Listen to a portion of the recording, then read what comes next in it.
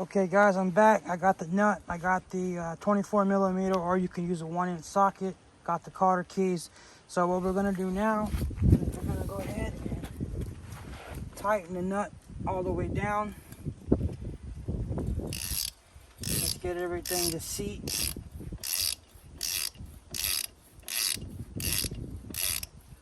Okay, feel it tightening up. Like I said, just go all the way down. And what this is gonna do is get everything to seat properly.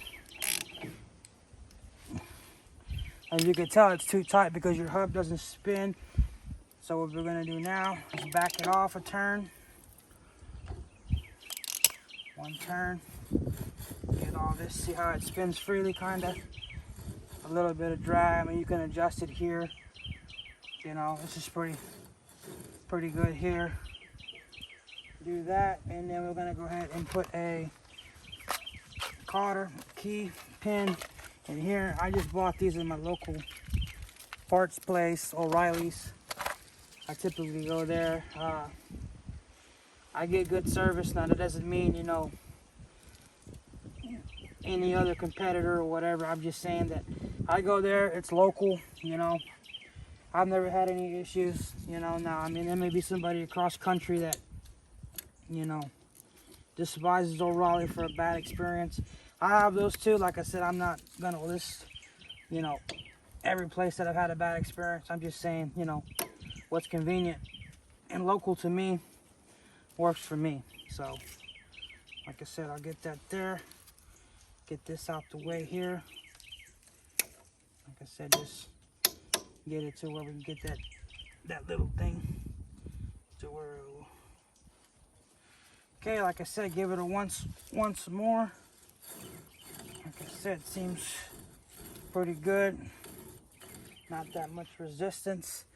So also, we're gonna have to go ahead and put the brake caliper back on.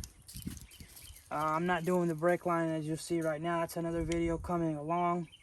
So, I'm gonna go ahead and get this in here real quick.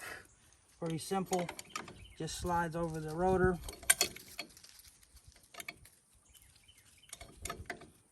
These are new brake pads. I want to say EBC or something like that. I forgot the name of the company.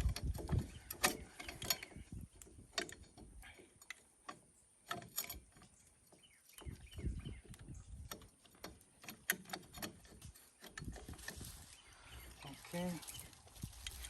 Let me get in a little closer here to see what's going on. It does take two 13 millimeter head bolts. We'll stick those on, which they are right here. Have them in my hand. Put that on. That's kind of what was interfering with me. Make sure you do tighten your bolts because that's exactly what happened here. The Ranger lost the bolt and everything got loose, and that's what led to everything being destroyed. That's why I didn't have any disassemble video, which is pretty much, as you know, the reverse process of what we got going on here. Get that started. Get that one started. Get the bottom bolt going. Fairly simple. As you know, I like to tighten these down by hand. Kind of prevents, you know, stripping and this and that. I got to get my tools clean. Like I said, working in the dirt, not the best option, but I do it because, you know, I want it to be more realistic, you know, as if you're working in the field. You know, I do have a nice concrete area with the carport, canopy, and all that good stuff, but like I said, not everybody has that, so that's our goal here at this channel, is to be more realistic. You know, I'm pretty sure on the other end of the spectrum, I mean, there's people that have, you know, a lot nicer stuff. like I said, you know, we're getting there. We're working our way up, you know, to the lift tables, you know, you name it. Like I said, we're just getting this tightened in. I like to do it by hand. That way you can feel, you know, versus the impact or impact wrench, you know. Helps you from snapping the bolts and, you know, you name it.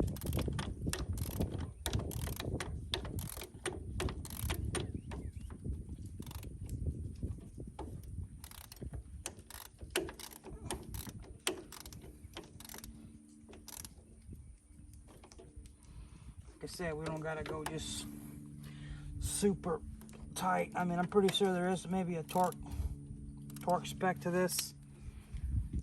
Unfortunately, I don't have that right now.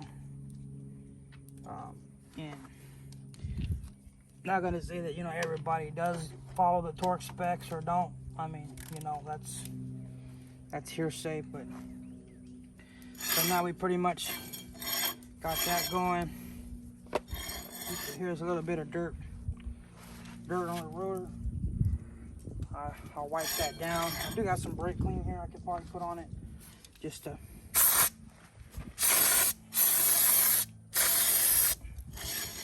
give it a good clean. But I mean, more importantly, you see that it does spin freely, so that's the main thing.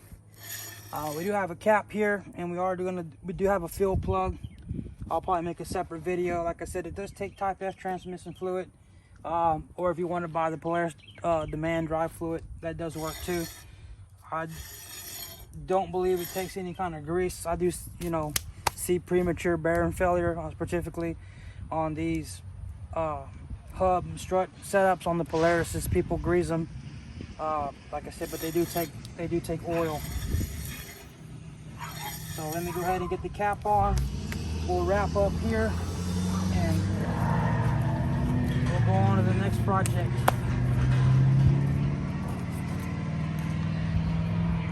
It does take 3 bolts, pretty standard. Also, one thing I was gonna tell you, sometimes, well, with the Carter keys, if you don't get them completely flat, they will eat up this plastic and it will blow it out.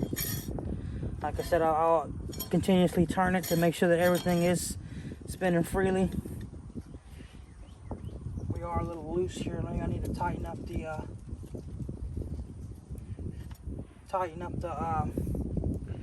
back of the caliper more.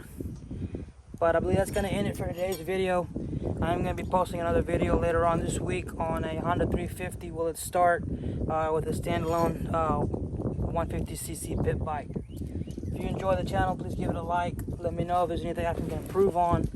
Like I said, I'm just out here messing around, you know, just showing you how I do it, you know. But anyway, thank y'all for watching.